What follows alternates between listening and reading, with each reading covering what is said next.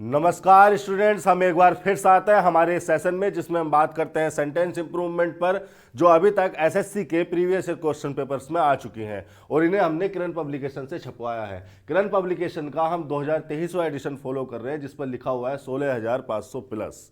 15 sentences हम पिछले sessions में डिस्कस कर चुके हैं। 16वें सेंटेंस से इस वीडियो लेक्चर की शुरुआत करेंगे।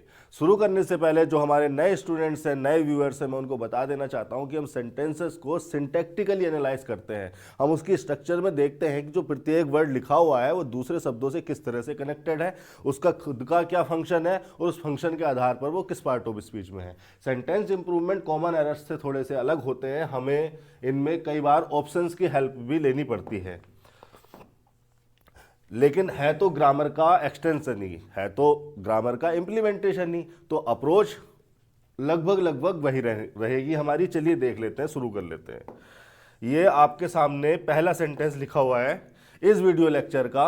एसएससी किरण पब्लिकेशन 2023 के हिसाब से ये 16वां सेंटेंस होगा। तो अगर आपके पास नए या पुराने एडिशन है, दूसरे एडिशन है, तो आप सीक्वेंस अपने हिसाब से मैच कर लें। देखिए, वर्ड टू वर्ड हम चलेंगे, सेंटेंस को पहले एनालाइज करेंगे, देखेंगे कि कहाँ पर क्या स्ट्रक्चर में प्रॉब्लम है, फिर हम ऑप्शन में देखेंगे कि क्या उसका इंप्रूवमेंट होना चाहिए, और यही अप्रोच होनी चाहिए सेंटेंस इंप्रूवमेंट के लिए। ठीक है, ये आपका इस वीडियो का पहला sentence. A taller Sikh rushed forward than any of his comrades, ये लिखा हुआ है सेंटेंस। अब देखिए, ये जो ए है ये तो एक आर्टिकल है। आर्टिकल मतलब डिटर्मिनरी होते हैं, आर्टिकलों को डिटर्मिनरी कहा जाता है। ये डिटर्मिनर का ही पार्ट होता है आर्टिकल, ए एन द। अब ये लगाया किसके लिए आता है? ये नाउन के लिए लगाया जाता है। तो टॉलर के लिए तो आया नहीं होगा, आया होगा सिख के लिए। सिख हो गया नाउन। टॉलर क्या है? टॉलर है एक एडजेक्टिव।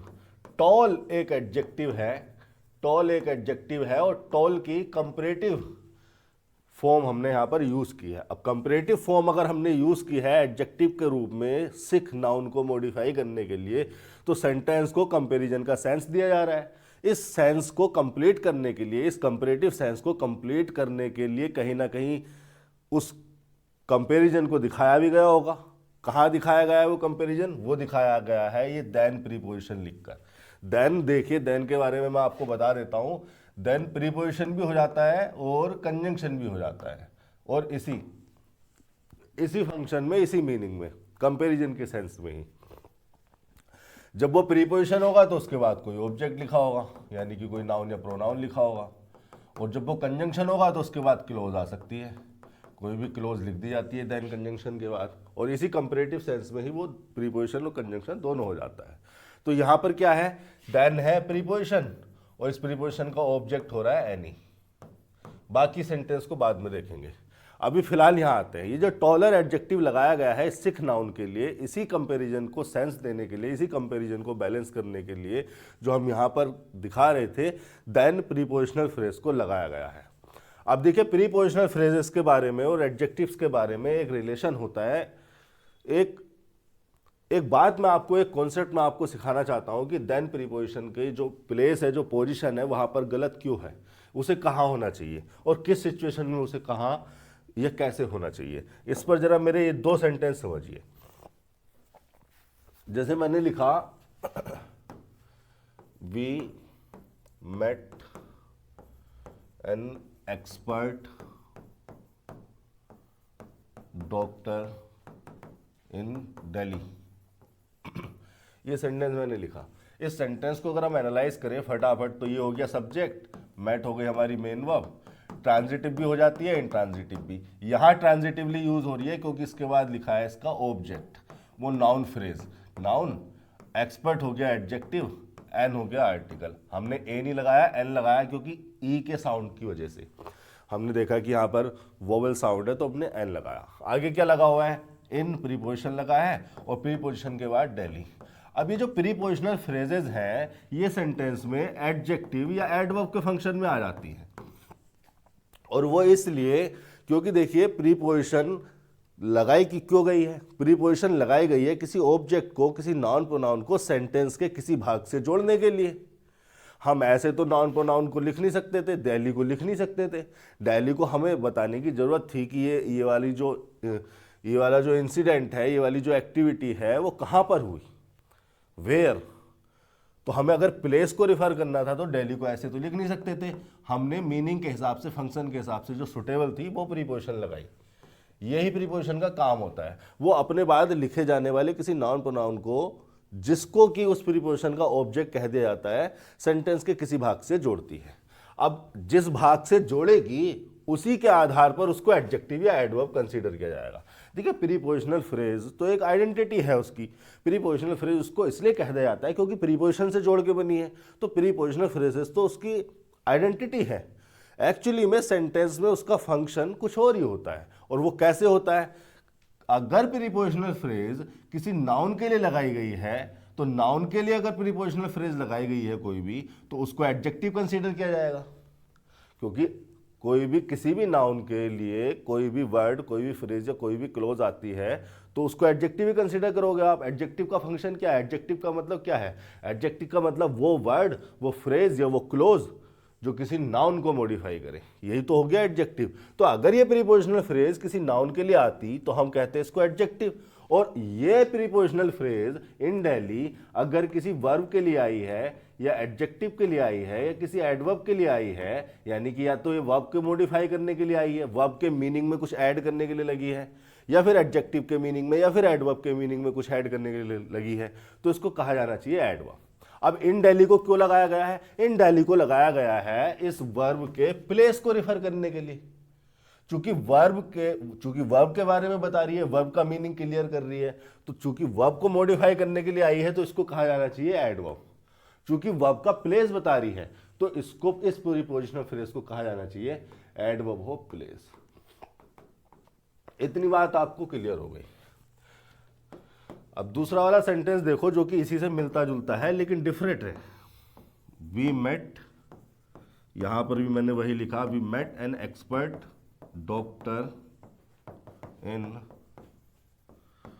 Plastic surgery. पूरा सेंटेंस तो वही है, ट्रांजिटिव नेचर की वर्ब आप यूज कर रहे हैं, उसके बाद उसका ऑब्जेक्ट लिखा है जो कि नाउन फ्रेज है। यहां पर ये जो लिखी है इन प्रीपोजिशन और उसका प्रीपोजिशन का ऑब्जेक्ट प्रीपोजिशनल फ्रेज, ये जो प्रीपोजिशनल फ्रेज लिखी हुई है, ये प्रीपोजिशनल फ्रेज अब आप बता सकते हैं कि किसके लिए आई है? क्या अभी भी आप यही कहेंगे कि ये प्रीपोजिशनल फ्रेज उस मेट ट्रांजिटिव वर्ब के प्लेस को रिफर करने के लिए आई है? देखिए प्रीपोजिशन तो वही रहा हमारा इन, लेकिन हम जिसको जोड़ रहे थे वो नाउन हमारा बदल गया। हम यहां पर एक सिटी के नेम को जोड़ रहे थे, हम यहां पर एक फील्ड के नेम को जोड़ रहे हैं, एक मेडिकल फील्ड के नेम को यहां पर जोड़ रहे हैं। तो अब ये प्लेस को तो रिफर कर नहीं रहा है। ऐसा तो कह नहीं सकते कि ये प्रीपोजिशनल फ्रेज फिर से कोई एडवर्ब प्लेस हो गई, हो ही नहीं सकती है, मीनिंगफुल ही नहीं रहेगी। तो ये मैट के लिए तो अब आई नहीं है, मैट के लिए नहीं आई है, तो फिर ये आई किसके लिए है? एक्चुअली में ये आई है एक्सपर्ट के लिए। देखिए आप ध्यान से देखेंगे तो ये प्रीपोजिशनल फ्रेज इन प्लास्टिक सर्जरी लगाई गई है सेंटेंस में एक्सपर्ट के मीनिंग को क्लेरिफाई करने के लिए, एक्सपर्ट के मीनिंग को क्लियर करने के लिए। हम ये बताना चाह रहे हैं कि ये जो डॉक्टर है इसकी एक्सपर्टीज किस फील्ड में है, किस मेडिकल फील्ड में है। तो इस प्रीपोजिशनल फ्रेज को लगाया गया है एक्सपर्ट एडजेक्टिव के लिए, और ये डॉक्टर हमारा नाउन है। तो अगर आपके सामने ऐसी सिचुएशन है कि प्रीपोजिशनल फ्रेज को किसी एडजेक्टिव के लिए लगाया गया है तो उस एडजेक्टिव को नाउन के बाद लिखो। देखिए आर्टिकल तो यही रहेगा, वो तो नाउन का साथ छोड़ेगा नहीं। ये नाउन हो गया, आर्टिकल हो गया ये आपका डिटर्मिनर, लेकिन एक्सपर्ट को, एडजेक्टिव को हम डॉक्टर नाउन के बाद लिखेंगे। और ऐसा हम कर क्यों रहे हैं? क्योंकि हमारी जो प्रीपोजिशनल फ्रेज है वो लगाई गई है एक्सपर्ट के लिए, यानी कि उस प्रीपोजिशन का क्या काम है, उस प्रीपोजिशन को हमने लगाया है प्लास्टिक सर्जरी को एक्सपर्ट से जोड़ने के लिए। तो जिससे जोड़ा जा रहा है उसके साथ लिखो। हाँ, इन दिल्ली को यहां पर इसलिए लिखा गया क्योंकि वो एडवर्ब प्लेस था, लेकिन है तो देखिए ये भी एडवर्ब ही। अगर आप ये कह रहे हैं कि इन प्लास्टिक सर्जरी को या इन प्रीपोजिशन प्लास्टिक सर्जरी को या ये प्रीपोजिशनल फ्रेज इस एक्सपर्ट एडजेक्टिव के लिए आई है, तो ऐसे लिखोगे एन का ए हो जाएगा, ठीक है। A doctor expert in plastic surgery, ये लिखोगे आप। और आप अगर ये कह रहे हैं कि इन plastic surgery prepositional phrase expert adjective के लिए आई है, तो अभी भी ये एडवर्ब ही, क्योंकि एडजेक्टिव को मॉडिफाई कर रही है। लेकिन अब एडवर्ब प्लेस नहीं कह सकते आप इसे। हालांकि ये जो इन डेली था, इसको लास्ट में इसलिए लिखा गया, कोई स्टूडेंट ये कह सकता है कि सर इन डेली आप ये कह रहे हैं कि प्रीपोजिशनल फ्रेज जिसके साथ आई है उसके साथ लिखो, एक्सपर्ट को बाद में कर दो डॉक्टर के, और ये स्ट्रक्चर पॉसिबल है, मीनिंगफुल है। आप ये कह रहे हो कि सर उसके साथ लिखो, तो फिर इन डेली को मैट के साथ क्यों नहीं लिखा? देखिए, इन डेली एडवर्ब प्लेस है। पहली बात तो ये एडवर्ब प्लेस को सेंटेंस में लास्ट में दिया जाता है, लास्ट में बताया जाता है, पहले नेसेसरी इंफॉर्मेशन दी जाती है, प्रीफरेंस ये होनी चाहिए। दूसरी बात ये कि ये थी हमारे पास ट्रांजिटिव वर्ब। अगर हम इन डेली एडवर्ब प्लेस को यहां मैट के बाद लगा देते, we met in Delhi an expert doctor, तो हम क्या करते, ये मैट जो ट्रांजिटिव वर्ब है उसका ऑब्जेक्ट जो है, उस ऑब्जेक्ट को हम बाद में लिख देते, बीच में हमने प्रीपोजिशनल फ्रेज लगा दी, तो हमने जिस वर्ब को ट्रांजिटिव फंक्शन में यूज किया था हमने उसको इंट्रांजिटिव नहीं कर दिया, उस ट्रांजिटिव वर्ब के मीनिंग को कॉम्प्रोमाइज नहीं कर दिया। अगर आप सेंटेंस को ऐसे लिखने की कोशिश करते, वी मेट इन दिल्ली, फिर लिखते आप एन एक्सपर्ट डॉक्टर, ये लिखते आप, तो आपने क्या किया, आपने इन दिल्ली प्रीपोजिशनल फ्रेज को मेट और उसके ऑब्जेक्ट के बीच में लिख दिया, तो जो वर्ब ट्रांजिटिव थी आपने उसकी ट्रांजिटिविटी को कॉम्प्रोमाइज कर दिया। अरे वो ट्रांजिटिव तो इसलिए कही जा रही थी क्योंकि उसके बाद सीधे उसका ऑब्जेक्ट लिखा जाना है, ऑब्जेक्ट लिख दिया आपने बाद में, तो ट्रांजिटिव वर्ब का इंट्रांजिटिव बना दिया। ठीक है, दिल्ली को तो प्रीपोजिशन से जोड़ दिया, अब इस नाउन फ्रेज को जोड़ने के लिए प्रीपोजिशन लगानी पड़ेगी, सेंटेंस बिल्कुल ही अपसर्ड हो जाएगा, मीनिंगलेस हो जाएगा। तो आप इस बात का ध्यान रखें कि केवल प्रीपोजिशनल फ्रेज आने से मतलब नहीं है। प्रीपोजिशनल फ्रेज अगर एडजेक्टिव के लिए आई है तो एडजेक्टिव को नाउन के बाद लिखा जाता है। एक सेंटेंस और समझिए, ध्यान आ रहा है तो मैं बता देता हूं। Glenn Maxwell is a famous player in Australian cricket world. ठीक है, फिर एक सेंटेंस लिखा मैंने, Glenn Maxwell is a famous player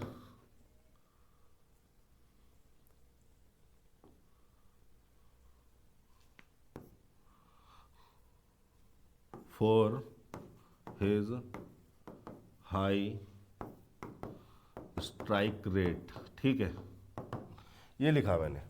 देखो यहां पर भी प्रीपोजिशनल फ्रेज लगाई गई है, in Australian cricket world, in preposition और Australian cricket world noun phrase उसका ऑब्जेक्ट हो गया। ठीक है, यहां पर भी फॉर प्रीपोजिशन लगाई गई है, फॉर प्रीपोजिशन उसका ऑब्जेक्ट हो गया हिज स्ट्राइक रेट, पूरी नाउन फ्रेज। अब आप दोनों में से देख के बता सकते हैं कि कौन सी वाली प्रीपोजिशनल फ्रेज एडजेक्टिव फेमस के लिए आई है। फेमस ही एडजेक्टिव है ना, प्लेयर तो नाउन हो गया, फेमस एडजेक्टिव हो गया, उस नाउन को मॉडिफाई करने के लिए। प्लेयर नाउन हो गया, फेमस एडजेक्टिव हो गया इस नाउन को मॉडिफाई करने के लिए। तो कौन सी वाली prepositional phrase in Australian cricket world या for his strike rate famous के लिए आई है। देखिए इसको तो कहा जा सकता है कि एडवर्ब प्लेस को रिफर किया जा रहा है, लेकिन ये जो फॉर हिज स्ट्राइक रेट है ये फेमस के लिए आई है। कि वो फेमस किस लिए है, वो फेमस किस वजह से वो फेमस है, उसके फेम को एक रीजन दिया जा रहा है। तो आप इसको कैसे लिखेंगे, आप इसको लिखेंगे a player famous for his high strike rate. अब देखो ये जब आप स्ट्रक्चर यूज करते हैं तो हो क्या जाता है, प्लेयर हो गया नाउन, ये हो गया डिटर्मिनर या आर्टिकल जो मन में आए वो कह लीजिए, फेमस एडजेक्टिव हो गया, ये एडजेक्टिव आ रहा है इस नाउन को मॉडिफाई करने के लिए। और ये जो प्रीपोजिशनल फ्रेज है ये चूंकि इस एडजेक्टिव के लिए लगाई गई है तो अब आप इसको कहोगे एडवर्ब। उस प्रकार से आपके पास दो स्ट्रक्चर आ जाती हैं इस तरह के कंस्ट्रक्शंस को लिखने के लिए। क्या क्या आप इस तरीके से लिख सकते हैं, यहां पर आपने कोई नाउन लगाया हुआ है, फिर यहां पर एडजेक्टिव लगा सकते हैं उस नाउन को मॉडिफाई करने के लिए। इस एडजेक्टिव को मॉडिफाई करने के लिए एक एडवर्ब को लगाया जा सकता है यहां पर। ए आर्टिकल, ये डिटर्मिनर, चलो आर्टिकल ही लिखता हूं मैं, अब आप जानते हैं ये आ गया इस नाउन को डिटरमाइन करने के लिए। ठीक है, ये स्ट्रक्चर हो गई। एग्जाम्पल के तौर पर मैं लिख दूं अ वेरी पुअर गर्ल। ठीक है, तो आपने क्या लगाया, गर्ल हो गया नाउन, पुअर हो गया एडजेक्टिव गर्ल के लिए, वेरी एडवर्ब हो गया पुअर के बारे में बताने के लिए, ये लग गया आर्टिकल। लेकिन आपने पिछले सेंटेंस में क्या स्ट्रक्चर यूज की, एकदम रिवर्स। नाउन पहले आ गया, एडजेक्टिव जो नाउन को मॉडिफाई करने के लिए आया है वो बाद में, फिर उसके बाद वो एडवर्ब जो इस एडजेक्टिव को मॉडिफाई करने के लिए आया है। ठीक है, तो इस प्रकार से ये दूसरी स्ट्रक्चर होगी। देखिए आर्टिकल तो यही रहेगा डिटर्मिनर के साथ, सॉरी नाउन के साथ चिपका हुआ। अगर नाउन आपने लिखा है तो आर्टिकल तो डिटर्मिनर है, उसका तो फंक्शन ही तब है जब वो नाउन से पहले लिखा जाए, नाउन को डिटरमाइन करने के लिए। लेकिन अब एडजेक्टिव को आप बाद में लिख सकते हैं, फिर यहां पर आप एडवर्ब लिख सकते हैं। तो ये दोनों स्ट्रक्चर ही वैलिड होती है, दोनों स्ट्रक्चर ही पॉसिबल होती है, बस मीनिंगफुल होनी चाहिए। और अगर ये एडवर्ब कहीं प्रीपोजिशनल फ्रेज बन रही हो, ये एडवर्ब कहीं अगर प्रीपोजिशनल फ्रेज बन रही हो तब तो ये कंपलसरी हो गया। सॉरी, ये एडवर्ब अगर प्रीपोजिशनल फ्रेज बन रही हो और एडजेक्टिव के लिए आई हो तो कंपलसरी हो गया कि एडजेक्टिव को बाद में लिखा जाना चाहिए, वरना तो हम दोनों स्ट्रक्चर यूज कर सकते हैं। जैसे मैं यहां पर लिख सकता हूं अ मैन रिच इनफ। ठीक है, ये स्ट्रक्चर आपने देखी होगी, मैन हो गया नाउन, रिच हो गया एडजेक्टिव, ये हो गया एडवर्ब। तो ऐसे एडवर्ब भी होते हैं जो एडजेक्टिव के बाद में आ जाते हैं, उस समय हम इसी स्ट्रक्चर को यूज करते हैं। ठीक है, सेंटेंस पर वापस आते हैं। अब आप ये सोचिए कि जो प्रीपोजिशनल फ्रेज है ये क्यों लगाई गई है, then any of his comrades. देखिए of preposition phrase, of preposition और हिज कॉमरेड्स उसका ऑब्जेक्ट, ये प्रीपोजिशनल फ्रेज लगाई गई है एनी के मीनिंग को फर्दर मॉडिफाई करने के लिए। एनी तो प्रोनाउन है, तो ये तो एडजेक्टिव ही कहा जाना चाहिए। Of his comrades prepositional phrase any के मीनिंग को फर्दर मॉडिफाई करने के लिए लगाई गई है, उसके मीनिंग में कुछ ऐड करने के लिए लगाई गई है। एनी को प्रोनाउन की तरह कंसीडर कर रहे हो तो प्रोनाउन के मॉडिफिकेशन के लिए अगर कुछ भी लगाया गया है, चाहे वो प्रीपोजिशनल फ्रेज ही क्यों ना हो, उसको एडजेक्टिव कंसीडर करोगे। तो इसको भी एनी के साथ ही रखना है, वरना तो एडजेक्टिव नाउन से, अपने प्रोनाउन से बहुत दूर हो जाएगा। जिसको मॉडिफाई करने के लिए आया उसके इर्द गिर्द होना चाहिए। और ये जो पूरी प्रीपोजिशनल फ्रेज आपके पास है, then any of his comrades, ये जो प्रीपोजिशनल फ्रेज पूरी आपके साथ है, देन प्रीपोजिशन से जुड़ी रही है, वो आई है इस एडजेक्टिव के लिए। आप समझिए बात को। तो ये होना चाहिए आपका स्ट्रक्चर। अ सिक, एडजेक्टिव के लिए अगर प्रीपोजिशनल फ्रेज आई है तो एडजेक्टिव को नाउन के बाद लिखो, टॉलर। उसके बाद आप लिख सकते हैं than any of his comrades. बस ये ऑप्शन देखना है आपको, कहां कौन से ऑप्शन में है, ये रहा। बाकी आपकी जो वर्ब फ्रेज है वो बची, आपने यहां पे वर्ब लिख दी, रस्ट फॉरवर्ड बाद में लिख दिया आपने। ठीक है,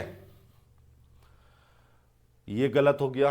कैसे गलत हो गया, टॉलर देन को आपने इसके साथ जोड़ दिया। ये तो एडजेक्टिव है भाई, जब एडजेक्टिव है तो जिस नाउन के लिए आया उस नाउन के साथ होना चाहिए। कहाँ है वो नाउन, वो नाउन शुरू में लिख रखा है और एडजेक्टिव आपने बाद में लिख रखा है। ये स्ट्रक्चर पॉसिबल नहीं है। यहां पर भी आपने टॉलर एडजेक्टिव को बिना नाउन के छोड़ दिया। ठीक है, कॉमरेड्स उससे पहले नाउन लगा है, लेकिन वो कॉमरेड्स के लिए थोड़ी आया है, वो तो सिक के लिए आया है।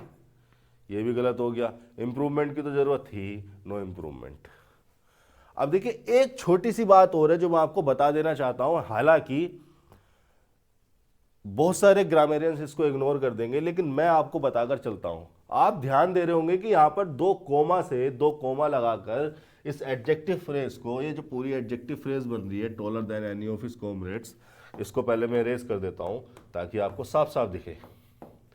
आप ध्यान दे रहे होंगे कि ये ऑप्शन हमारा सही है। कोमा लगाकर इस एडजेक्टिव फ्रेज को अलग किया गया है और इसको अलग करने की एक खास वजह है, बेवजह कोमा नहीं लगाए जाते हैं सेंटेंस में। हाँ, ये कह दिया जाता है कि ये जो एसएससी वगैरह के एग्जाम्स हैं ये कोमा वाली एरर पर इतना फोकस नहीं करते। ज़्यादातर competitive exams comma related errors में इतना फोकस नहीं करते, लेकिन हमें पता तो होना चाहिए, हमें हेल्प तो मिलेगी अपनी ग्रामर की अंडरस्टैंडिंग को इम्प्रूव करने में। अब देखिए क्या हेल्प मिलती है इन चीज़ों से। अब ये सोचिए कि एक कोमा क्यों लगाए गए हैं, एक कोमा लगाकर इस एडजेक्टिव फ्रेज को अलग किया गया है, क्योंकि मैंने अभी आपको बताया था कि जो देन है ये प्रीपोजिशन भी है और कंजंक्शन भी है। अब ये जो रस्ड है ये तो मेन वर्ब है सेंटेंस की, और इस मेन वर्ब का सब्जेक्ट है सिक। कैसे पता चला इस मेन वर्ब का सब्जेक्ट सिक है? क्योंकि कोमा लगाकर इस पूरी प्रीपोजिशनल फ्रेज में जो एक प्रोनाउन आया था और जो एक नाउन आया था उसको अलग कर दिया गया। ठीक है, अगर हम यहां पर कोमा नहीं लगाते तो देखिए ऑफ तो इस प्रीपोजिशन का ऑब्जेक्ट था, तो प्रीपोजिशन का जो ऑब्जेक्ट था हिज, ऑफ प्रीपोजिशन का जो ऑब्जेक्ट था हिज कॉमरेड्स, ये तो हालांकि इसका सब्जेक्ट मान लीजिए कि यहां पर कोमा नहीं है, तो मैं ये कह रहा हूं कि ऑफ प्रीपोजिशन का जो ऑब्जेक्ट था हिज कॉमरेड्स वो तो इसका सब्जेक्ट नहीं बन पाता रस्ट फॉरवर्ड का, क्योंकि वो तो प्रीपोजिशन का ऑब्जेक्ट है। प्रीपोजिशन का ऑब्जेक्ट हो गया तो अब वो किसी का सब्जेक्ट ऑब्जेक्ट नहीं बन पाएगा। एक सेंटेंस में एक ही तो फंक्शन रहेगा उसका। जब वो खुद प्रीपोजिशन का ऑब्जेक्ट हो गया तो अब किसी और वर्ब का वो सब्जेक्ट नहीं हो पाएगा। ठीक है, तो हिज कॉमरेड्स के लिए तो संभव नहीं था कि वो रस्ट का सब्जेक्ट बन जाए, लेकिन चूंकि देन कंजंक्शन भी कंसीडर किया जा सकता है, इस वजह से जो एनी प्रोनाउन लगा था ये उस रस्ट का सब्जेक्ट बन सकता था। एक कंफ्यूजन क्रिएट हो सकता था कि इस रस्ट का सब्जेक्ट एनी है, इस कंजंक्शन के बाद लिखा हुआ वर्ड देन कंजंक्शन के बाद लिखा हुआ एनी, या फिर सिक है। तो इस कंफ्यूजन को खत्म करने के लिए कॉमा लगा के उस पूरी की पूरी एडजेक्टिव फ्रेज को अलग कर दिया गया। ये बहुत अच्छी ग्रामर की पहचान है। जब ऑफिशियली चीज़ों को लिख कर देंगे, जब ऑफिशियली आपको अपने ऑफिस में डॉक्यूमेंट्स रेडी करने होंगे, तो आपको इन चीज़ों का भी ध्यान रखना पड़ेगा। ये हो गया आपका 16वां सेंटेंस। 17वां सेंटेंस देख लेते हैं। An author in the reign of Queen Anne who was famous lived in a cottage। ठीक है, वही करेंगे, सेंटेंस को सिंटैक्टिकली एनालाइज करते हुए जाएंगे, देखेंगे कि कौन सा वर्ड कौन से फंक्शन में है, किस तरह से दूसरे शब्दों से जुड़ा है, किस तरह के पार्ट ऑफ स्पीच में है, और क्या स्ट्रक्चर होनी चाहिए और स्ट्रक्चर में कहाँ प्रॉब्लम है। ऑथर आपको पता है एक नाउन है, चूंकि नाउन है वोवेल साउंड से शुरू हो रहा है तो एन आर्टिकल लगा है ऑथर के लिए। इन प्रीपोजिशन लगा है और इस प्रीपोजिशन का ऑब्जेक्ट हो गया था रीन। रीन के बारे में मैं आपको बता देता हूं। देखिए, रीन का मतलब होता है रीन, यहां मैं लिख देता हूं, आपको ध्यान रहेंगी, ऐसी बातें बतानी भी जरूरी है, आपकी वोकैब भी तैयार होती रहती है अगर कोई ऐसा वर्ड आ जाता है तो। ये जो रीन वर्ड है REIGN, ये बच्चों वर्ब भी हो जाता है और नाउन भी हो जाता है। जब ये वर्ब होता है, जब ये वर्ब के फंक्शन में होता है, तो इसका मतलब होता है टू बी द किंग और क्वीन और रूलर ऑफ ए कंट्री। 2 बार मैंने और लगा दिया, ठीक है, किंग, क्वीन और ruler of a country. Okay, किसी कंट्री का किंग, क्वीन या रूलर वगैरह होना, ये रीन का वर्ब में मीनिंग है। जब ये नाउन होता है तो इसका मतलब होता है the time period of a rule of a king, queen या रूलर।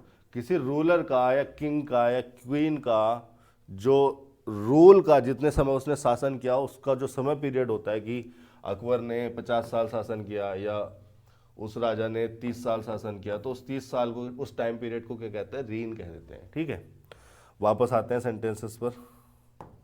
तो यहाँ क्या लिखा हुआ है, an author in the reign. अभी तक सेंटेंस में मुझे कोई प्रॉब्लम नहीं दिखी, ये प्रीपोजिशनल फ्रेज लगी है तो ये ऑथर के लिए हो सकती है, संभावना है। अभी आगे चल लेते हैं। ऑफ प्रीपोजिशन लगा है और इस प्रीपोजिशन के बाद ये ऑब्जेक्ट आ गया।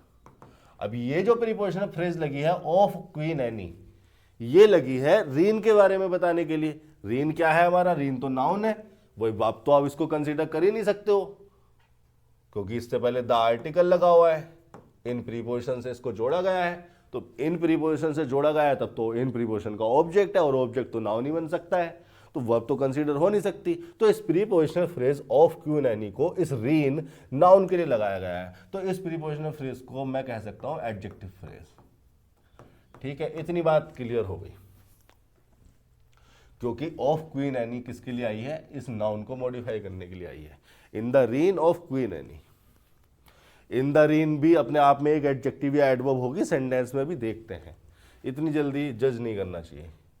हु, देखिए अब मैं हु के बारे में आपको बता देता हूं कि ये जो हु है ये आप जानते हैं प्रोनाउन है, और प्रोनाउन होते हुए भी इसके दो तरह के फंक्शन है। एक तो ये इंटेरोगेशन के लिए पूछा जा सकता है, इंटेरोगेशन के लिए लगाया जा सकता है, जैसे मैं लिख सकता हूं हु आर यू, ठीक है, तो यहां पर मैं क्या कर रहा हूं, इंटेरोगेट कर रहा हूं। इसका दूसरा फंक्शन है कि ये रिलेटिव प्रोनाउन हो जाता है, और रिलेटिव प्रोनाउन होने के, जब ये रिलेटिव प्रोनाउन होता है तो इसके फंक्शन कुछ ऐसे होते हैं कि अपने से पहले लिखे हुए एंटीसीडेंट को, एंटीसीडेंट का मतलब पूर्वगामी, जो इससे पहले लिखा हो, अपने से पहले लिखे हुए एंटीसीडेंट को, वर्ड को, किसी नाउन प्रोनाउन को सबऑर्डिनेट जो क्लोज है उस क्लोज के मीनिंग में रिलेट कर देता है, और खुद हो जाता है सब्जेक्ट ऑब्जेक्ट, और कंजंक्शन का काम भी कर जाता है। इतनी बातें बेसिक आप रिलेटिव प्रोनाउन के बारे में जानते हैं, नहीं जानते हो तो मैंने बता ही दी कि अगर ये रिलेटिव प्रोनाउन हो रहा है तो रिलेटिव प्रोनाउन होने के साथ साथ ये एक कंजंक्शन भी है। अब चूंकि प्रोनाउन है तो सब्जेक्ट ऑब्जेक्ट भी बनेगा सबऑर्डिनेट क्लोज का। सबऑर्डिनेट क्लोज मतलब ये जो इसी कंजंक्शन से, इसी सब्जेक्ट से जो क्लोज स्टार्ट हो रही है, सब्जेक्ट ऑब्जेक्ट बन जाएगा सबऑर्डिनेट क्लोज का, और रिलेट करेगा अपने एंटीसीडेंट के मीनिंग को सबऑर्डिनेट क्लोज में, और कंजंक्शन तो हो ही रहा है। ये तीन बेसिक बातें हैं। अब देखिए ये जो क्लोजेस लगाई जाती हैं, जैसे कि यहां पर लगाया गया हु वाज फेमस, चूंकि रिलेटिव प्रोनाउन से जोड़कर ये बनी होती हैं तो ये रिलेटिव क्लोजेस ही होती हैं। रिलेटिव क्लोज मतलब कि किसी से, किसी वर्ड से ये रिलेट कर रही होती हैं, ठीक है, अपने एंटीसीडेंट के लिए लिखी गई होती है तो अपने एंटीसीडेंट से रिलेट कर रही होती है। जैसे मैं एक सेंटेंस लिखूं यहां पर, इसको यहां पर समझिए आप, मैंने एक सेंटेंस लिखा, I know the man who stall my car. तो ये जो हु स्टॉल माई कार लिखी गई है, किसके लिए लिखी गई है, ये द मैन के लिए लिखी गई है। द मैन क्या था हमारा, एक नाउन फ्रेज थी, मैन एक नाउन था, द उसको डेफिनेट करने के लिए लगा दिया हमने। नो ट्रांजिटिव वर्ब थी तो उसके बाद उसका ऑब्जेक्ट आ गया, ये नाउन फ्रेज। अब ये जो हु स्टोल माई कार लिखी गई है, हु यहां पर रिलेटिव प्रोनाउन के फंक्शन में है। कैसे पता चला, क्योंकि पहली बात तो एक सब्जेक्ट हो रहा है, किसका, इस वाली मेन वर्ब का, पहली बात तो सब्जेक्ट हो रहा है मेन वर्ब का, और दूसरी बात ये द मैन के लिए लगाया गया है, द मैन के मीनिंग को रिलेट करने के लिए लगाया गया है उस सबऑर्डिनेट क्लोज में, और कंजंक्शन का काम तो कर ही रहा है बाय डिफॉल्ट। तो ये जो क्लोज लगाई जाती है इसको कहा जाता है रिलेटिव क्लोज। रिलेटिव प्रोनाउन से जोड़ के बनी है, वही फंक्शन है इसका, वही यूज है जो इसका हु का है। हु क्या कर रहा है, इस एंटीसीडेंट के लिए लगाया गया है। उसी प्रकार से ये जो रिलेटिव क्लोज है ये किसके बारे में इंफॉर्मेशन दे रही है, ये हमें इंफॉर्मेशन दे रही है सेंटेंस में इस नाउन के बारे में। तो चूंकि नाउन के बारे में इंफॉर्मेशन दे रही है तो इस रिलेटिव क्लोज को इसके फंक्शन के आधार पर भी, रिलेटिव क्लोज तो इसलिए कहते हैं क्योंकि रिलेटिव प्रोनाउन से जोड़ के बनी है और रिलेट कर रही है उसके मीनिंग को, वो बात सही है। लेकिन ये हु स्टोल माई कार, ये जो इंफॉर्मेशन, ये जो क्लोज इंफॉर्मेशन दे रही है, किसके बारे में दे रही है, किसके बारे में, किसके लिए लगाई गई है, ये लगाई गई है द मैन के लिए। तो इस फंक्शन के आधार पर इसको कहा जा सकता है एडजेक्टिव क्लोज, क्योंकि मैन के लिए आ रही है, मैन एक नाउन है, तो नाउन के लिए अगर कोई भी वर्ड, कोई भी फ्रेज, कोई भी क्लोज आता है तो हम उसको एडजेक्टिव क्लोज ही कंसिडर करेंगे। तो ये जो रिलेटिव क्लोजेज होती हैं ये एडजेक्टिव क्लोजेज ही होती हैं, ठीक है, मोस्टली, क्योंकि लगाई जाती हैं अपने एंटीसीडेंट से रिलेट करके। और एंटीसीडेंट कौन होगा, एंटीसीडेंट कोई ना कोई नाउन प्रोनाउन ही होगा, तो जो नाउन प्रोनाउन होगा उसी के बारे में रिलेटिव क्लोज लगाई गई है, तो एडजेक्टिव क्लोज ही कहोगे इसे, चूंकि नाउन प्रोनाउन के बारे में आई है, सिंपल। वापस आते हैं सेंटेंस पर और इस अंडरस्टैंडिंग को जरा अप्लाई करने की कोशिश करते हैं। देखिए ये जो हु वाज फेमस है, आपको क्या लगता है किसके लिए लगाया गया है? हु वाज फेमस एक रिलेटिव क्लोज है, और मैं आपको बता चुका हूं कि रिलेटिव क्लोजेज जो होती है ये एडजेक्टिव के फंक्शन में होती है। एडजेक्टिव क्लोज ही कंसीडर किया जाता है इनको। तो एडजेक्टिव क्लोज अगर इसे कंसीडर करोगे तो किसी नाउन के लिए आई होगी, किसी प्रोनाउन के लिए आई होगी। कहाँ है सेंटेंस में वो नाउन जिसके लिए हु वाज फेमस आई है?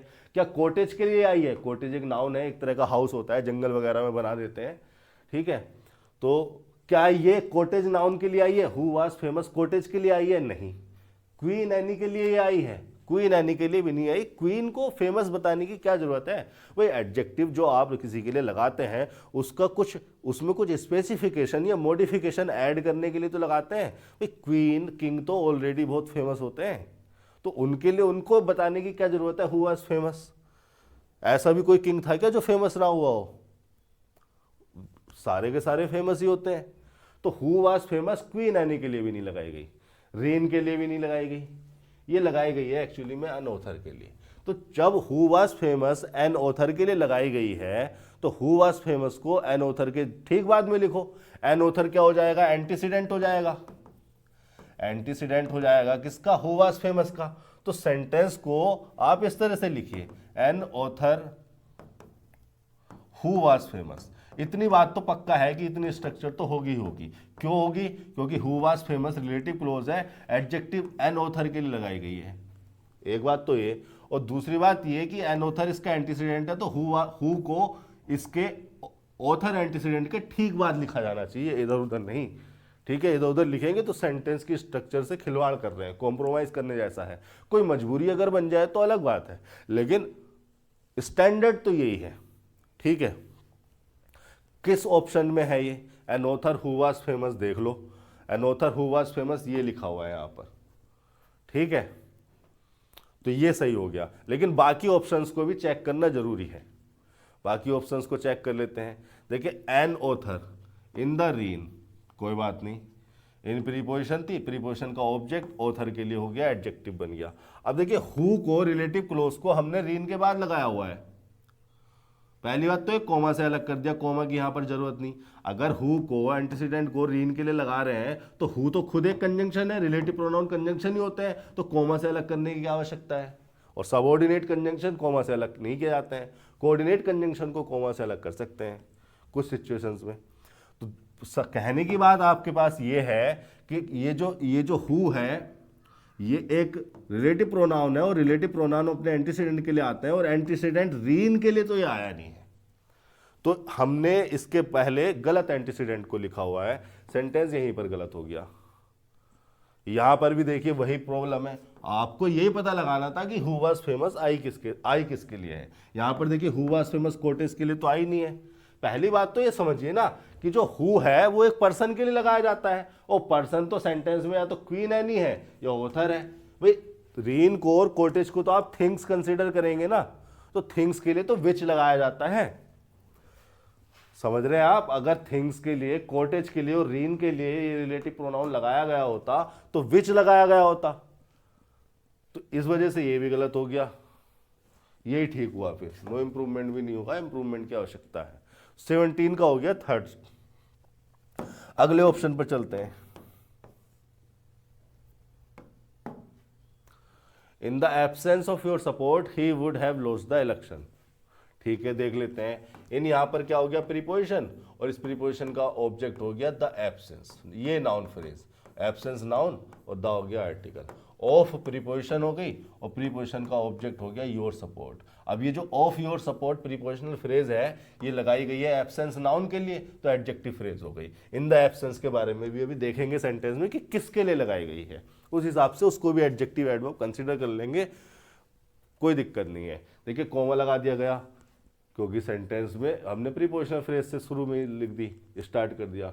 ही प्रोनाउन है, प्रोनाउन सब्जेक्ट के फंक्शन में होगा यहाँ पर। तो वुड लगाया गया है मोडाल।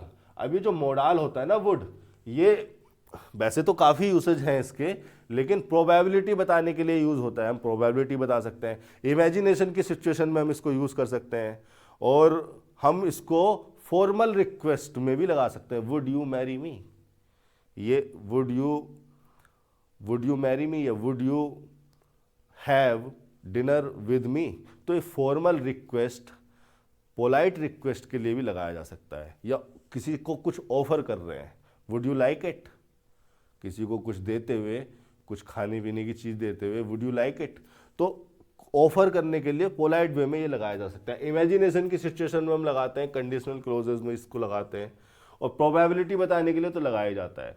पास्ट के किसी पॉइंट से अगर फ्यूचर के किसी एक्शन की प्रोबेबिलिटी बतानी है तो भी वुड को लगा सकते हैं। पास्ट में अगर किसी पॉइंट की प्रोबेबिलिटी बतानी है तो भी वुड को लगा सकते हैं। मोडाल पर खुलकर चर्चा होगी, लेकिन फिलहाल सेंटेंस पे आइए। तो ये प्रोबेबिलिटी बताने के लिए इमेजिनेशन या फॉर्मल रिक्वेस्ट वगैरह के लिए यूज हो सकने वाला मोडाल है। अभी आगे चलते हैं कि हैव लोस्ट क्या लगा है, हैव लगा है वर्ब की third form, have plus verb की थर्ड फॉर्म। तो ये क्या है, ये तो एक परफेक्शन का केस हो गया। परफेक्शन का मतलब कंप्लीशन, परफेक्शन का मतलब हो गया कंप्लीशन। अब आप ये सोचिए कि वुड मोडाल को लगाया गया है प्रोबेबिलिटी बताने के लिए, और प्रोबेबिलिटी बताई जा रही है कंप्लीशन की। प्रोबेबिलिटी से आप क्या समझते हैं? मैं आपसे कहूं कि ये एक्शन प्रोबेबल है, संभव है, तो आप यही तो समझेंगे कि फ्यूचर में या नियर फ्यूचर में ये हो सकता है। मैं आपसे कहूं कि ये पॉलिटिकल पार्टी जीत सकती है 2024 जनरल इलेक्शन में, ये प्रोबेबल है। तो प्रोबेबल का मतलब फ्यूचर में जो संभव हो, लेकिन यहाँ पे प्रोबेबिलिटी ऐसी सिचुएशन की बताई जा रही है जो कंप्लीट हो गई। ये क्या सिनेरियो है? एक्चुअली में किसी पास्ट के कंप्लीशन की प्रोबेबिलिटी को इमेजिन किया जा रहा है इस स्ट्रक्चर के द्वारा। ऐसा हुआ थोड़ी होगा। क्या उसने वाकई में क्या वाकई में इलेक्शन को लॉस्ट कर दिया होगा? नहीं, रियलिटी में तो उसने विन किया होगा। लेकिन वो ये कह रहा है कि अगर सपोर्ट नहीं होता तो लॉस्ट कर देता। तो इमेजिन किया जा रहा है इस एक्शन के कंप्लीशन की प्रोबेबिलिटी को, कि पास्ट में ये प्रोबेबिलिटी थी, इस एक्शन के कंप्लीशन की प्रोबेबिलिटी पास्ट में थी।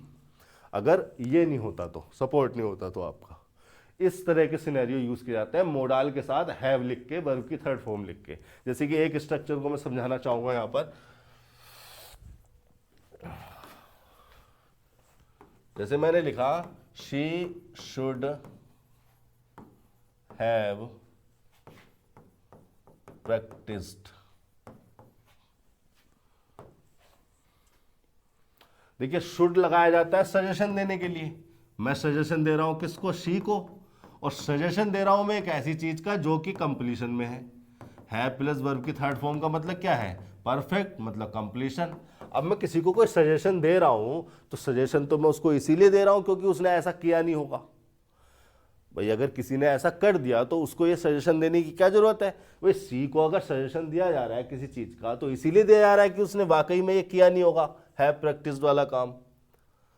और जिस चीज का सजेशन दे रहा हूं उसका कंप्लीशन भी दिखा रहा हूं, तो ये कॉन्ट्राडिक्शन नहीं हो गया? भाई सजेशन अगर मैं किसी को दे रहा हूं पर्सन को तो इसलिए दे रहा हूं क्योंकि उसने ऐसा किया नहीं होगा और मैं चाहता हूं कि वो फ्यूचर में ऐसा करे। लेकिन लगा रहा हूं मैं कंप्लीशन का केस, वर्ब की परफेक्ट फॉर्म को मैं यूज कर रहा हूं, और वर्ब की परफेक्ट फॉर्म का पूरी इंग्लिश ग्रामर में एक ही मतलब है कि कंप्लीशन हुआ है। इसका मतलब मैं सजेशन दे रहा हूं एक कंप्लीशन का। क्या सिचुएशन हुई है?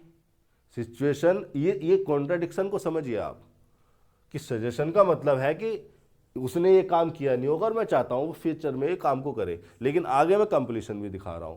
तो ये जो सिनेरियो है ये पहुंच जाता है एक अनरियल सिचुएशन में, इमेजिन सिचुएशन में। मतलब कि अब इस पॉइंट पर मैं सी को सजेशन देते हुए ये इमेजिन कर रहा हूं कि उसको ये करना चाहिए था, यानी कि इस एक्शन के कंप्लीशन का, पास्ट में इस एक्शन के कंप्लीशन का सजेशन दिया जा रहा है सी को। पास्ट में इस एक्शन के कंप्लीशन का सजेशन दिया जा रहा है सी को। तो सी ने ऐसा किया थोड़ी होगा, प्रैक्टिस उसने नहीं की होगी। रियलिटी तो ये होगी कि उसने रियलिटी में प्रैक्टिस नहीं की होगी, लेकिन मैं चाहता हूं कि उसे ये करना चाहिए था। ठीक है, पास्ट से रिलेट करके एक सजेशन दिया जा रहा है कि पास्ट में इस एक्शन को तुम्हें करना चाहिए था। तो ये जो सिनेरियो हो जाता है ये अनरियलिटी की तरफ ले जाता है। एक्चुअली में उसने प्रैक्टिस की नहीं होगी, तभी उसको सजेशन दिया जा रहा है। इस तरह के अगर मोडाल के साथ है प्लस वर्ब की थर्ड फॉर्म लिखी हुई है तो उसको इसी तरह से आप समझना। लॉस्ट ट्रांजिटिव वर्ब थी, उसने अपने बाद अपना ऑब्जेक्ट ले लिया। ये हो गया सेंटेंस आपका। सेंटेंस तो सही है, कोई प्रॉब्लम नहीं है, कोई दिक्कत नहीं है, फिर तो नो इम्प्रूवमेंट हो जाना चाहिए इसका। बट हम बाकी के ऑप्शंस को देख लेंगे। देखिए, सेंटेंस को पढ़कर तुरंत नो इम्प्रूवमेंट लगा दोगे तो भी सेंटेंस में गड़बड़ हो सकती है, क्योंकि कई बार सही सेंटेंस लिखा होता है लेकिन उसमें इंप्रूवमेंट की गुंजाइश होती है कि इसकी जगह ये वर्ड प्रीफर करेंगे तो ज़्यादा मीनिंग अच्छा से कन्वे कर पाएंगे। हमारा किसी सेंटेंस को बोलने या लिखने का क्या औचित्य है, क्या ऑब्जेक्टिव है कि हम जो कहना चाह रहे हैं, हमारा जो आइडिया है, जो हमारी ओपिनियन है, हम उसको एक्सप्रेस कर पाएँ। तो उसको एक्सप्रेस करने के लिए, उसका मीनिंग, उसके मीनिंग को कन्वे करने के लिए जो बेस्ट पॉसिबल स्ट्रक्चर या बेस्ट पॉसिबल वर्ड्स होंगे हम वही तो चुनेंगे।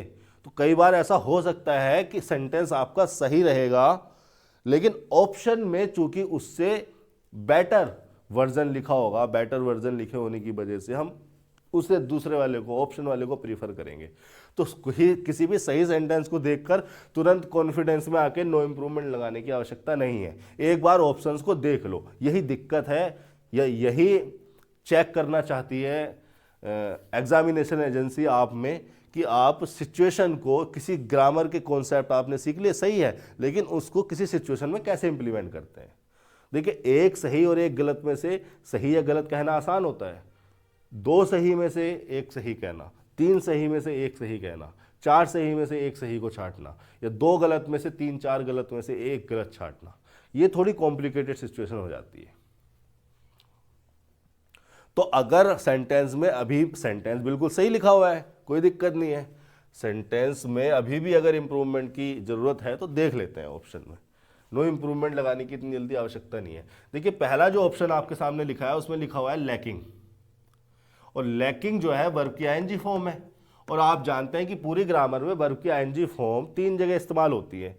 एक तो कंटिन्यूअस स्टेट को रिप्रेजेंट करने के लिए मेन वर्ब की तरह यूज हो जाती है। कहाँ? Present continuous, present perfect continuous में, past continuous, past perfect continuous में, future continuous, future perfect continuous में। और वहां पर ये हेल्पिंग वर्ब के साथ लिख के आती है। वर्ब की आईएनजी फॉर्म इन 6 के 6 टेंसेज में हेल्पिंग वर्ब के साथ लिख के आती है, क्योंकि खुद वो मेन वर्ब होती है तो हेल्पिंग वर्ब हमें लगानी पड़ती है। और हेल्पिंग वर्ब लगाते हैं हम बी की form, is, am, are, was, were, been या बीइंग, ये तो लगाते हैं।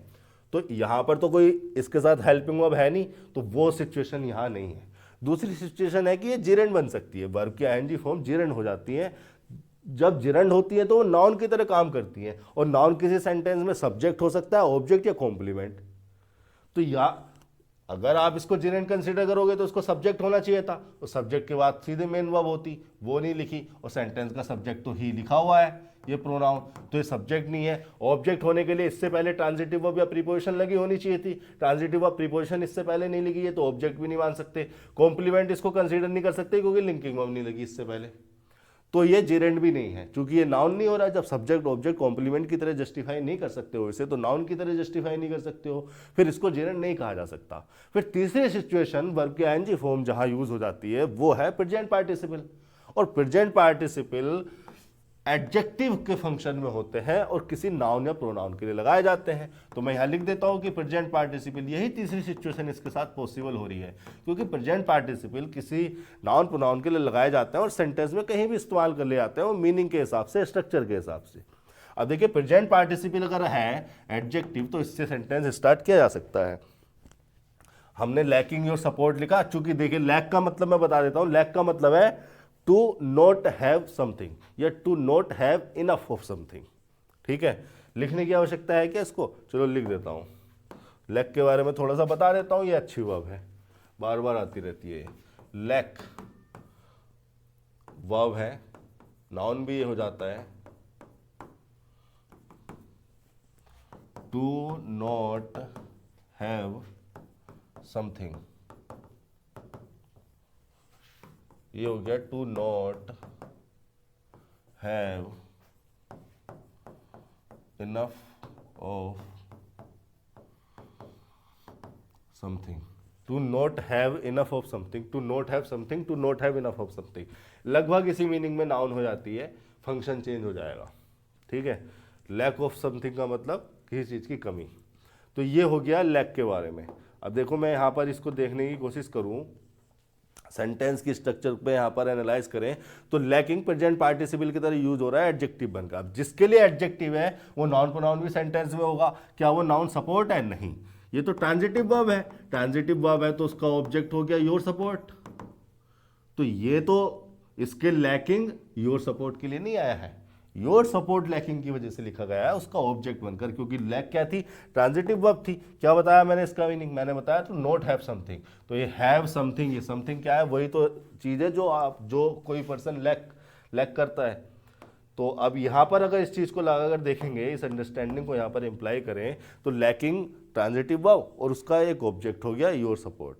देखिए प्रेजेंट पार्टिसिपल भले से एडजेक्टिव के फंक्शन में आ जाते हैं, लेकिन मूल रूप से तो वो नॉन फाइनाइट वर्ब ही हैं। तो जब वर्ब है तो वर्ब का एट्रीब्यूट तो वो कैरी करके चलेंगे, वर्ब के फंक्शन को, वर्ब के मीनिंग को वो कहीं ना कहीं अपने अंदर रखते हैं और उसकी भूमिका में आ जाते हैं।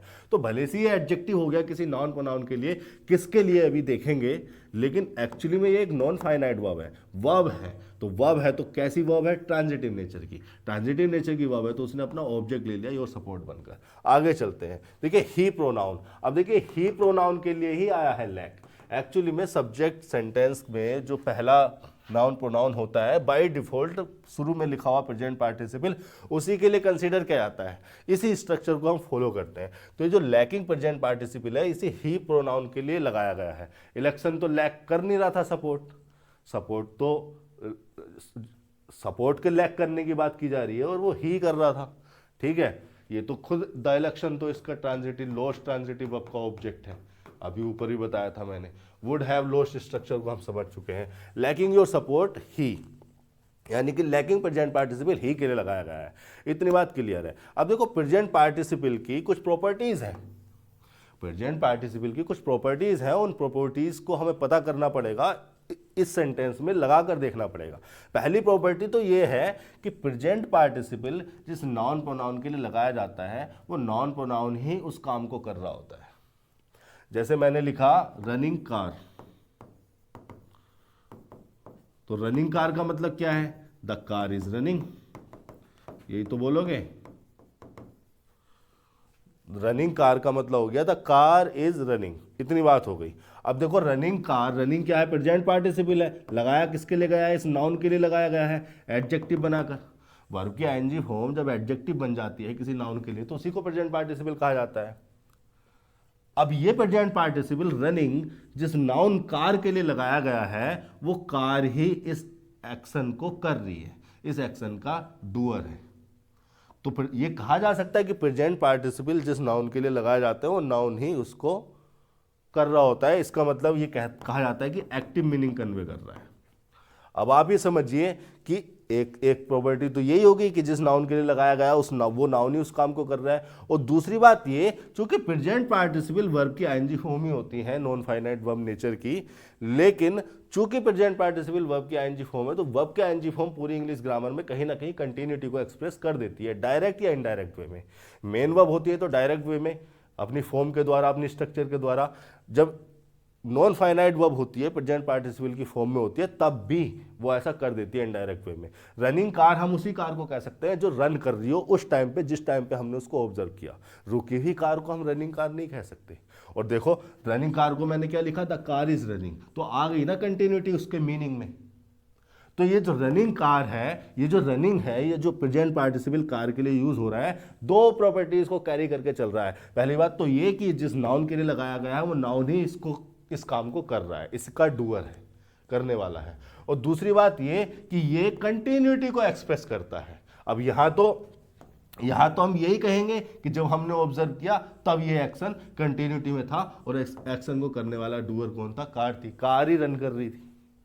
लेकिन यहां इस सेंटेंस में लैकिंग लगाया गया है ही के लिए, तो ही लैक कर रहा है सपोर्ट को। पहली बात तो ये। और दूसरी बात कंटिन्यूटी में है ये एक्शन, प्रेजेंट पार्टिसिपल वाला एक्शन कंटिन्यूटी में होता है कब? जब मेन वर्ब वाला एक्शन हो।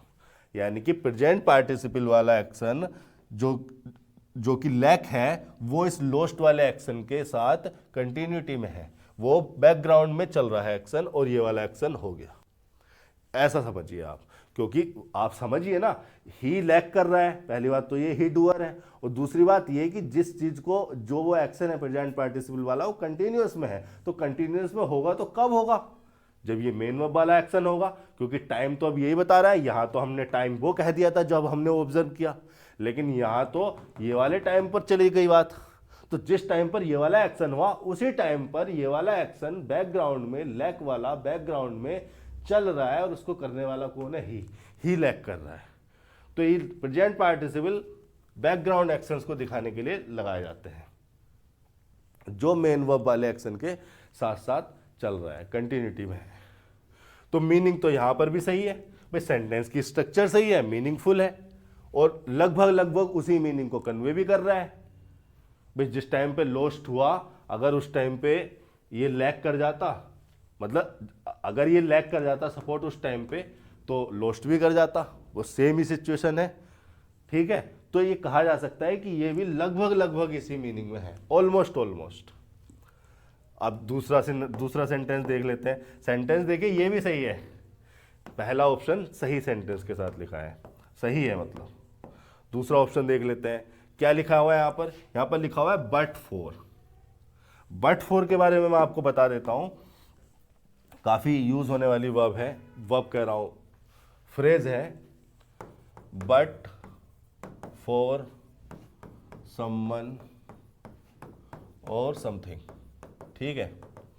अब बट फॉर समवन और समथिंग, ये जो बट फॉर है ये प्रीपोजिशन है, फॉर तो प्रीपोजिशन ही है, और इस प्रीपोजिशन का ऑब्जेक्ट समवन कोई पर्सन भी हो सकता है, समथिंग कोई थिंग भी हो सकती है। और इसका पूरे का मतलब क्या है, इसका पूरे का मतलब है विद आउट समवन और समथिंग, ये इसका पूरे का मतलब हो गया, विदाउट समवन और समथिंग। ऐसी से इसी से मिलता जुलता एक और प्रीपोजिशनल फ्रेज होता है एक्सेप्ट फॉर, इसका मतलब भी यही होता है, बट फॉर का सिनोनियम आ जाता है एक्सेप्ट फॉर लिखकर, अगर डिक्शनरी पे डालोगे तो समवन और समथिंग इसके बाद भी लिखा हुआ मिल सकता है, मतलब या तो कोई पर्सन लिखा हुआ मिलेगा समवन जैसा, या फिर समथिंग मतलब कोई थिंग लिखी हुई मिलेगी। चूंकि यहाँ पर डेफिनेट नहीं है तो मैंने इनडेफिनेट प्रोनाउन लगा दिए। एक्सेप्ट फॉर का मीनिंग आता है एक्सक्लूडिंग, मतलब एक्सक्लूडिंग समवन और समथिंग, एक्सक्लूड करते हुए किसी को। ये एक ही जैसे मीनिंग की फ्रेजेस मैंने प्रीपोजिशनल फ्रेजेस आपके सामने लिख दी। But for someone something without का मतलब हो गया विदाउट समवन और समथिंग, या एक्सेप्ट फॉर समवन समथिंग, और एक्सेप्ट फॉर को फर्दर डिक्शनरी पे डालोगे तो एक्सक्लूडिंग लिख के आता है, मतलब एक ही जैसे मीनिंग को कन्वे करने वाली फ्रेजेस हैं। आइए वापस, क्या लिखा है, बट फॉर योर सपोर्ट, मतलब without your support he would have lost the election. ये तो इसने वही बात बोल दी जो यहां पर बोली थी भाई, in the absence of your support का मतलब क्या है, बट फॉर योर सपोर्ट, यानी कि इन द एब्सेंस का मतलब विदाउट ही तो है। इसी बात को दूसरी तरीके से कहा गया है, but for your support he would have lost the election. इस क्लोज को मैं समझा ही चुका हूं। तो सेंटेंस तो ये भी सही है, पहला भी सही है। तीसरा चेक कर लेते हैं। देख रहे हैं आप कितना कॉम्प्लिकेटेड किया गया है आपके लिए सिचुएशन को, लेकिन अगर आपके ग्रामेटिकल कॉन्सेप्ट क्लियर है तो आप इसका उत्तर ढूंढ लेंगे। देखिए क्या करते हैं, तीसरे वाले ऑप्शन को चेक कर लेते हैं। ही would have lost the election, ये तो फ्रेज वैसी की वैसी, वो क्लोज, ये क्लोज तो शुरू की में ऐसी की ऐसी लिखी है। If you had not supported him, देखिए यहां पर इफ को कंजंक्शन की तरह इस्तेमाल किया गया है। इफ कंजंक्शन होता है, और ये कंजंक्शन जब होता है इफ, तो या तो ये क्वेश्चंस को इंट्रोड्यूस करने के लिए लगाया जाता है रिपोर्टेड स्पीच में, जिस स्पीच को रिपोर्ट किया गया है इनडायरेक्ट के केस में, डायरेक्ट इनडायरेक्ट में आप इफ को लगाते हैं ना, क्वेश्चंस को, इफ और वेदर को लगाया जाता है किसी क्वेश्चंस को इंट्रोड्यूस करने के लिए इनडायरेक्ट स्पीच में, ठीक है। एक तो ये फंक्शन हो गया जब इफ कंजंक्शन होता है।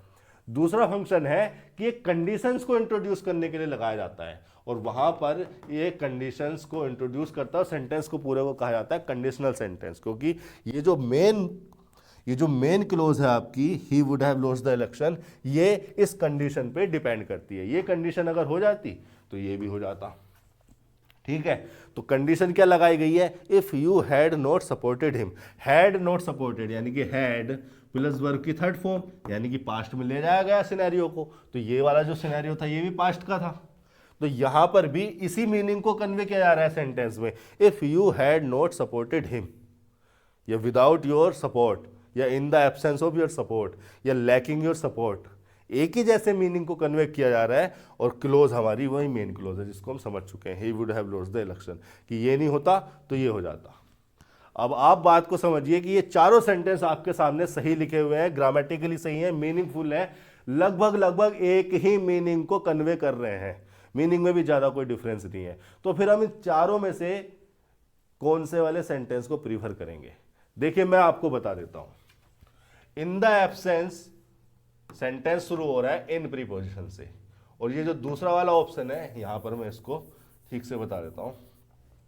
इन द एब्सेंस ये जो सेंटेंस है इन प्रीपोजिशन से स्टार्ट हो रहा है, बट फोर वाला ये जो सेंटेंस है दूसरा ऑप्शन, ये भी प्रीपोजिशन से स्टार्ट हो रहा है।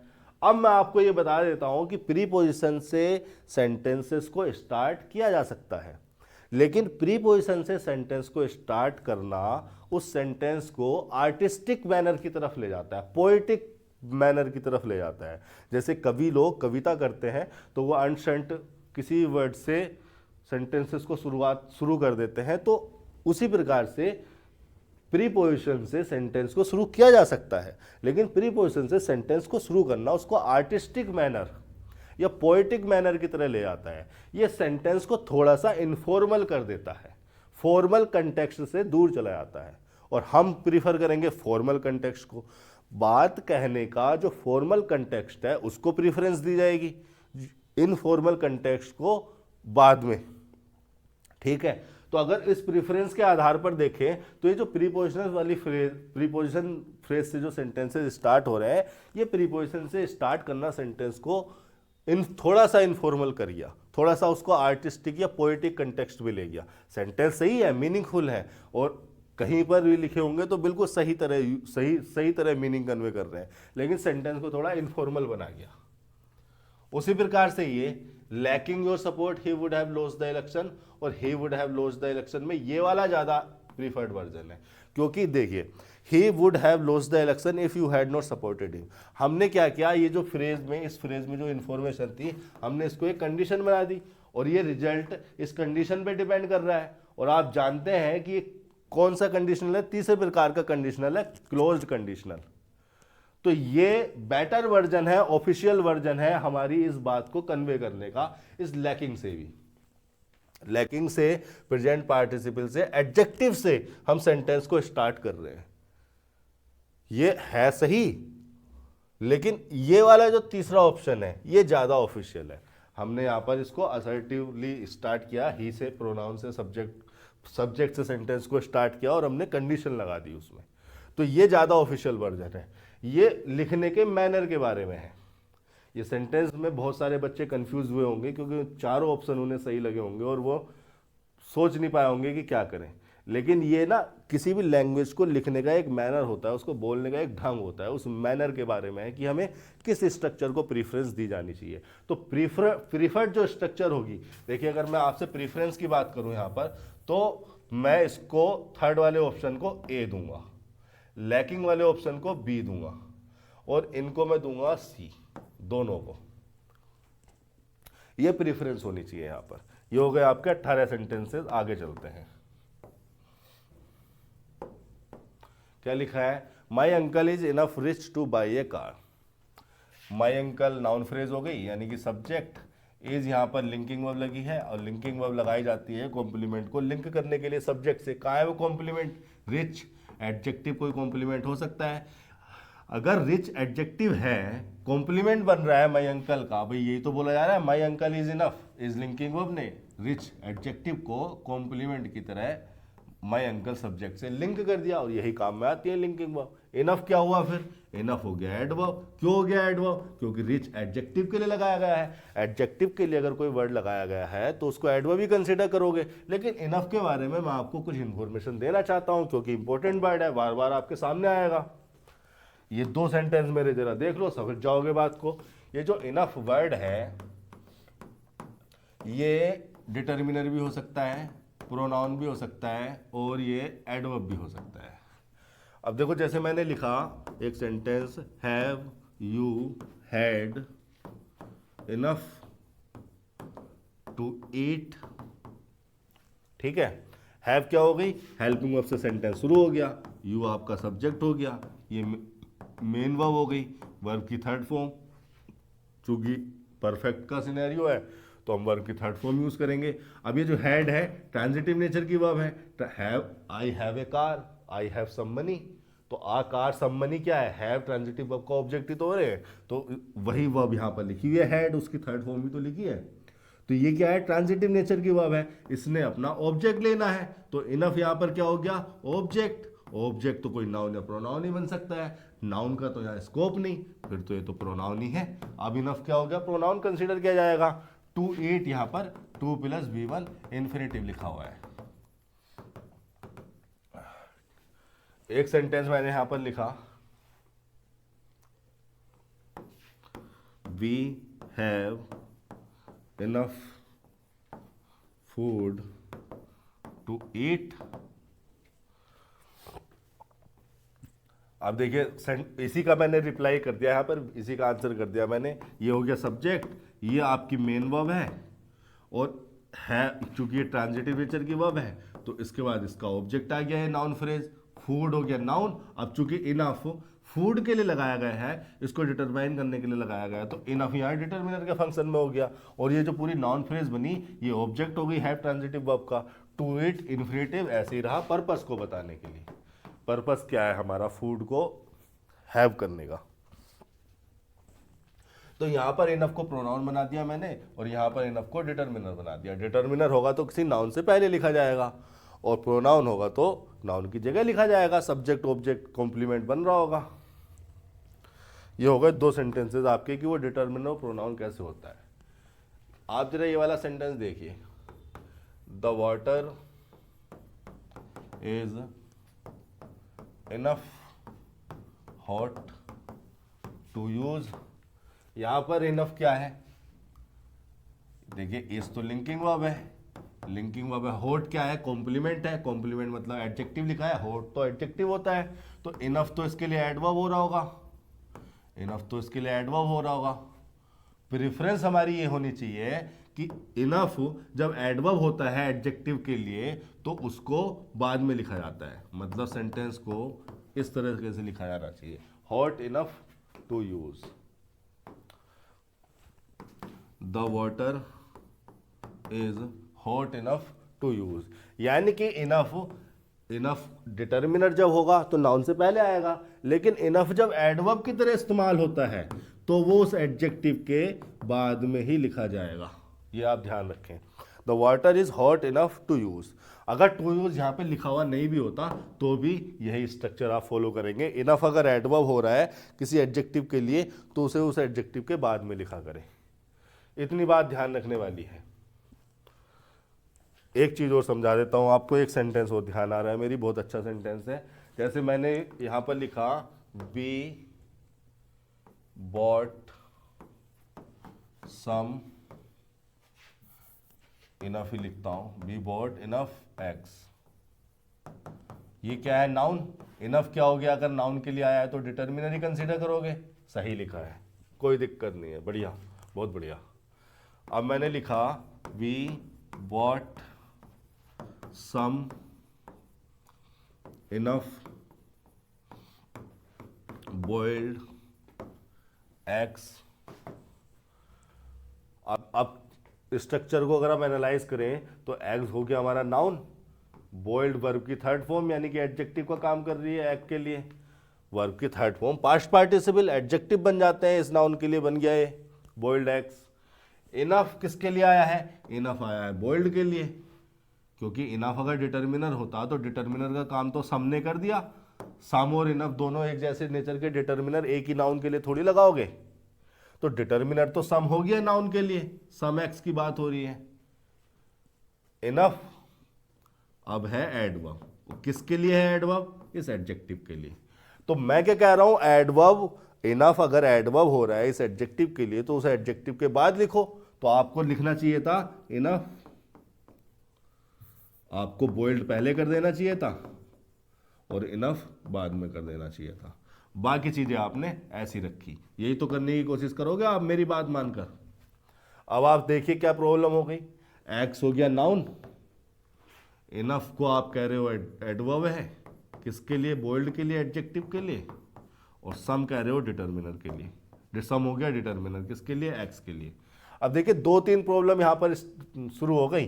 पहली बात तो बोल्ड जिसके लिए एडजेक्टिव था उस नाउन से पहले लिखा जाना चाहिए था, उससे दूर हो गया, मीनिंगलेस हो गया, स्ट्रक्चर के साथ कॉम्प्रोमाइज कर दिया आपने। और दूसरी बात ये कि जब इनफ को आपने एक्स के और बोल्ड के बीच में लिख दिया तो कोई ये भी तो कह सकता है कि सर इनफ डिटर्मिनर हो रहा है, किसके लिए? एक्स के लिए। कैसे पता चलेगा कि इनफ एक्स के लिए डिटर्मिनर हो रहा है या इनफ बोल्ड के लिए एडवर्ब हो रहा है?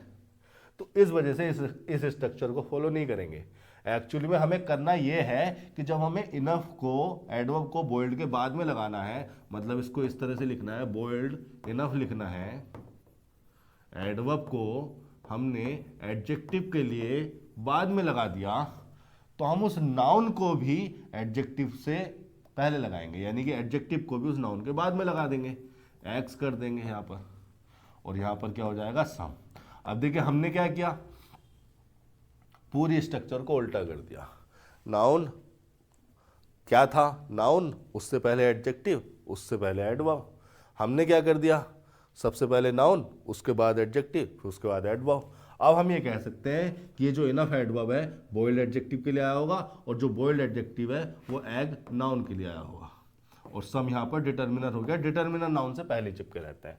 तो आप इस स्ट्रक्चर को फॉलो करेंगे, ये भी गलत है और ये भी गलत है। इतनी बात आप ध्यान रखेंगे।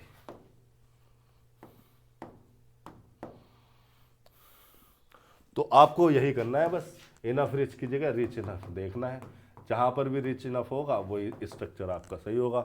My uncle is rich enough two by A car, पहला ऑप्शन गलत हो गया। यहाँ पर तो इसने कंपैरेटिव सेंस को ले लिया। कंपैरिजन क्यों किया इसने मुझे पता नहीं, जब दूसरा कोई है ही नहीं। तो भाई माई अंकल को अगर रिचर बता रहा है तो कोई और भी तो होगा जिसको वो रिच बता सकता हो। तो कंपैरिजन किससे किया जा रहा है? वो है ही नहीं, और वो लिखा होता तो देन प्रीपोजिशन से लिखा होता। तो ये तो गलत हो गया। यहाँ पर भी कंपैरिजन का सेंस दे दिया, ये भी हटा दो। नो इम्प्रूवमेंट भी नहीं होगा क्योंकि इम्प्रूवमेंट की आवश्यकता है। ये हो गया आपका 19वां सेंटेंस। 20वें सेंटेंस पर चल लेते हैं, बात कर लेते हैं।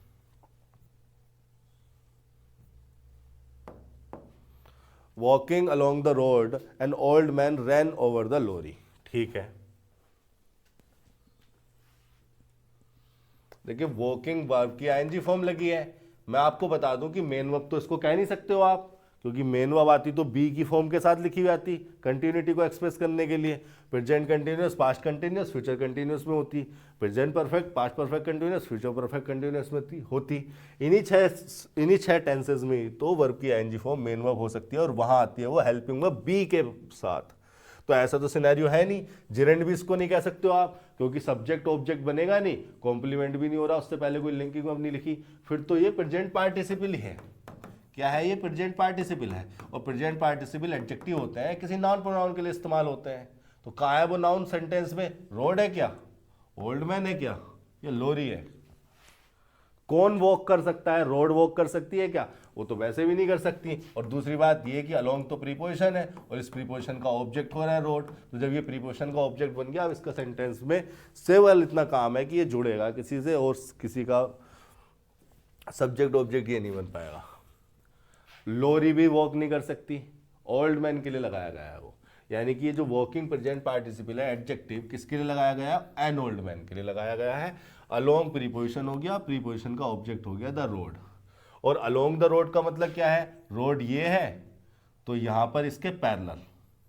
ठीक है, अगर ये आपकी रोड है, ये आपकी सड़क है, तो इसके पैरेलल, अलोंग का मतलब है इसके पैरेलल वो वॉक कर रहा था। कौन? Old man.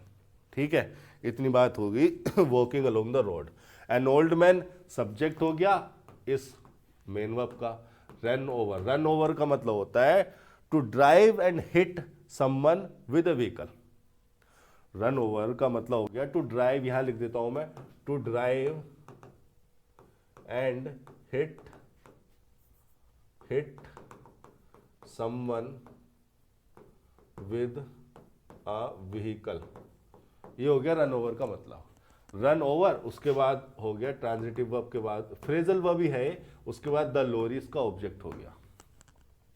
देखो सेंटेंस की स्ट्रक्चर तो सही है, स्ट्रक्चर में तो कोई प्रॉब्लम नहीं है। प्रेजेंट पार्टिसिपल से सेंटेंस को स्टार्ट किया गया है और प्रेजेंट पार्टिसिपल जिस नाउन के लिए आया है वो नाउन ही सेंटेंस का पहला वर्ड है। N old man noun phrase है ना, वॉकिंग इसी के लिए आया था और अलोंग प्रीपोजिशन ने अपना ऑब्जेक्ट ले लिया, कोई दिक्कत नहीं, कॉमा से अलग किया गया है।